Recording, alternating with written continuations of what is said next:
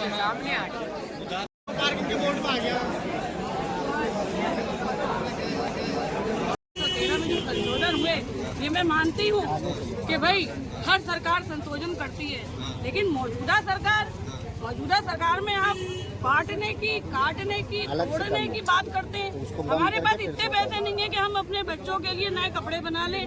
जो मौजूदा घर हैं आप उन्हें तोड़ रहे हैं। एक घर बनाने में उम्र निकल जाती है।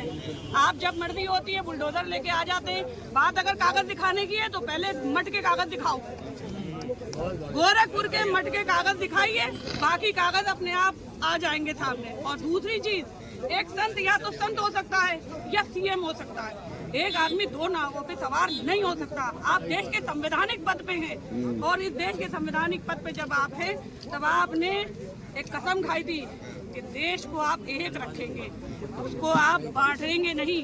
आपके हर बयान में आप कहते हैं काटेंगे, बांटेंगे, भगा देंगे। ये क्या तरीका है? ये देश सबका है। 1947 से पहले 1857 हुआ था। 1857 को याद कर लीजिए, तब योगी जी, मोदी जी पैदा भी नहीं हुए थे। और 1857 में जब फर्रुखाबाद, रोहिलखंड, हर पेड़ पे एक आलिम की जनाजा लटका हुआ था फांसियों पे, वो वक्त अभी योगी जी ने नहीं देखा।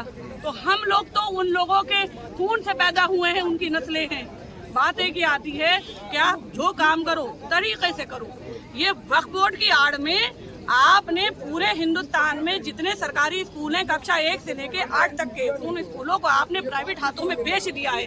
आप वो जनता के सामने नहीं ला रहे हो और आप वक्फ बोर्ड का मामला ला रहे हो, आप मदरसों का मामला ला रहे हो, आप हिंदू मुस्लिम फसाद करवा रहे हो। कौन कहता है कि हम लोग राष्ट्रीय गान नहीं गाते? कौन कहता है कि हम गांधी जी को नहीं मानते? कौन कहता है हम अम्बेडकर जी को नहीं मानते? 6 दिसंबर सिर्फ बाबरी मस्जिद के लिए याद नहीं किया जाता है।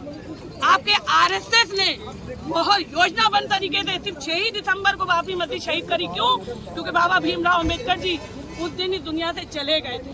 वो एक अकेला व्यक्ति था जिसने देश को कानून बनाया, जिसने इस देश के अल्पसंख्यक को, पिछड़ों को, दलितों को अपना अधिकार और जीने का हक दिलाया। वो व्यक्ति यहाँ से गया था, इसलिए 6 दिसंबर चुना बाबरी मस्जिद के लिए, ताकि मुसलमान उसमें उलझ जाए और अपने संवैधानिक अधिकार कभी ना मांगे। आप महिला और मोदी जी महिलाओं को उसमें स्पेस देना चाहते हैं वक्फ बोर्ड? हाँ, मोदी जी महिलाओं को स्पेस देना चाहते हैं। तभी कलकत्ता में रेप हो गया एक डॉक्टरनी का है, तभी वो कठुआ में नन्ही सी बच्ची का हुआ, तभी आपके हाथरस में बात करते हैं मोदी जी महिलाओं की। अगर बात महिलाओं 6 साल से लेके 40 साल तक की महिला सेव नहीं है। आज अगर मैं यहाँ से निकल जाऊँ, क्या पता मेरा भी रेप हो जाए। कह रहे वक्त में आपको हिस्सेदारी मिल जाएगी, वहाँ पे जगह मिलेगी। आपको खुश होना चाहिए ना। हिस्सेदारी घरों में बंटवारे बेटियां नहीं कराती हैं। जिम्मेदारी निभाओ, हिस्सेदारी नहीं चाहिए, जिम्मेदारी चाहिए। जिम्मेदारी मोदी जी जिम्मेदारी निभाएं। मदरसे के लोगों की तनख्वाहें टाइम पे दें। 6 महीने हो जाते हैं तनख्वाहें नहीं देते। क्यों नहीं देते मोदी जी तनख्वाहें?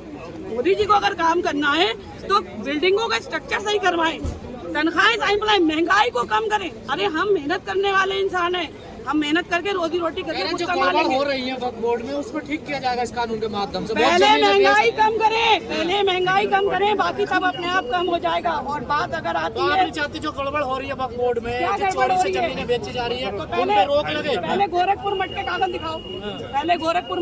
दिखाओ, उसके बाद बाकी सारे कह रहे हैं कि इनका फायदा, एक मिनट, ये कह रहे हैं कि वक्त का जो है फायदा आम मुसलमानों तक नहीं पहुंच पाता था, इसलिए ये कानून लाना पड़ा। आपने हिंदू मुसलमान इतना कर दिया है कि अब आप कह रहे हैं गरीब मुसलमान क्या? ये 5 किलो राशन की जो 80 करोड़ जनता खड़ी हो रही है, उसमें हमारा हिंदू